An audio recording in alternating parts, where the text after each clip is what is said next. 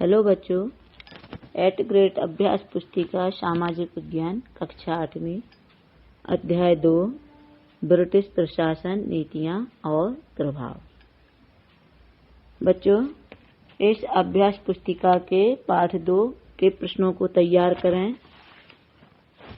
प्रश्न 1, दोहरा शासन प्रबंध से क्या आशय है। प्रश्न के नीचे बच्चों पाठ्य पुस्तक के पृष्ठ क्रमांक दिए गए हैं, उस पर प्रश्न का उत्तर खोजें और लिखें। इस प्रश्न का पहला उत्तर है, जब दो शासक एक साथ सत्ता का संचालन करते हैं तो द्वैध शासन कहते हैं। प्रश्न 2, दोहरी शासन व्यवस्था से बंगाल की जनता पर क्या प्रभाव पड़ा, लिखिए।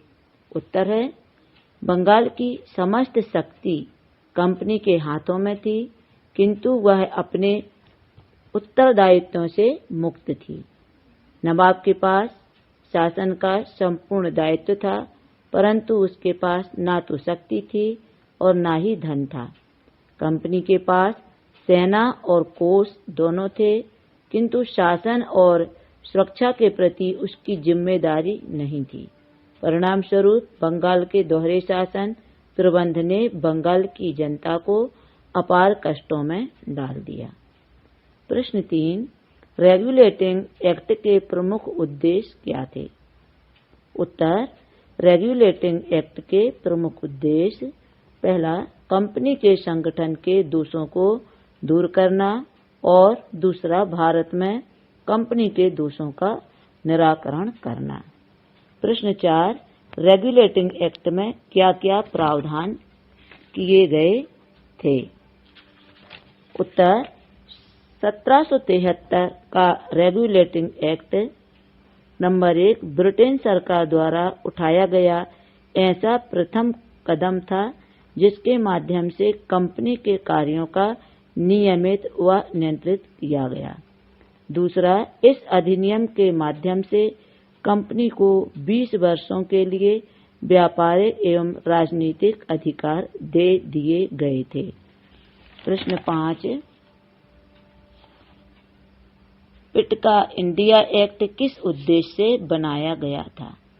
उत्तर, पिट्स का India act east India company act EIC act 1784, जिसे पिट्स इंडिया एक्ट के रूप में जाना जाता है, ग्रेट ब्रिटेन की संसद का एक अधिनियम था जिसका उद्देश्य भारत में ईस्ट इंडिया कंपनी के शासन को नियंत्रण में लाकर 1773 के रेगुलेटिंग एक्ट की कमियों को दूर करना था।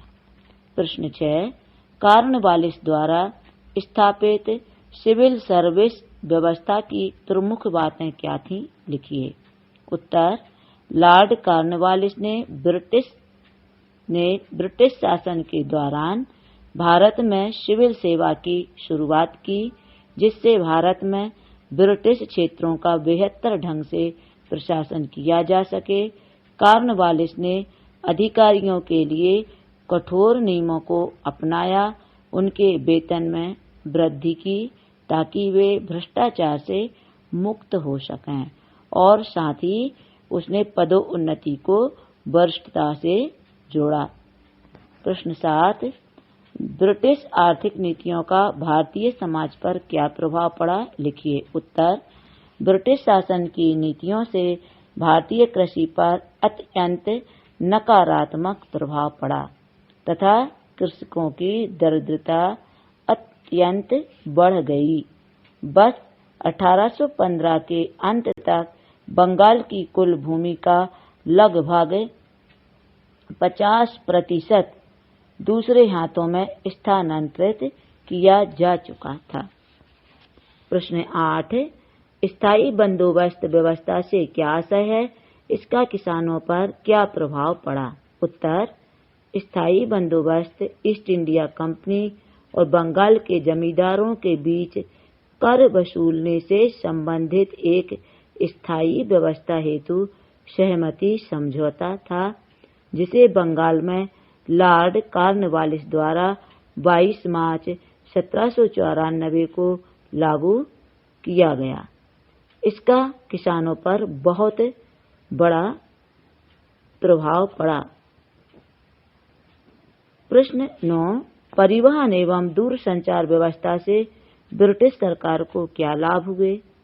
उत्तर, परिवहन एवं दूरसंचार व्यवस्था से ब्रिटिश सरकार को आर्थिक धन मिला, जिससे उन्होंने परिवहन एवं दूरसंचार व्यवस्था की और अधिक बढ़ाया।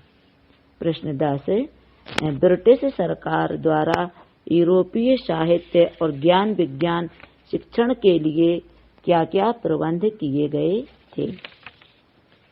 उत्तर, ब्रिटिश सरकार द्वारा यूरोपीय साहित्य ज्ञान शिक्षण के लिए अनेक प्रकार की शर्तें रखी गई थीं, जैसे ब्रिटिश शासन भारत में भारतीयों की सुरक्षा के लिए 1 लाख रुपए और आदि चीजों की मांग करते थे। सभी प्रश्नों के उत्तर बच्चों पाठ्य पुस्तक के पृष्ठ क्रमांकों से खोज करके लिखिए, और जो कठिनाई जा रही है, यदि नहीं मिल पा रहे हैं प्रश्नों के उत्तर खोजने में कठिनाई जा रही है, तो इस वीडियो के द्वारा प्रश्न के उत्तर तैयार करके भेजे जा रहे हैं। आप इनसे अपनी अभ्यास पुस्तिका को कंप्लीट कर सकते हैं और प्रश्न उत्तरों को अच्छे से पढ़ें, याद करें। हमारे सभी वीडियोज देखने के लिए हमारे चैनल को सब्सक्राइब करें, ज़्यादा से ज़्यादा लाइक करें, शेयर करें और बेल आइकन का बटन दबाना ना भूलें। धन्यवाद।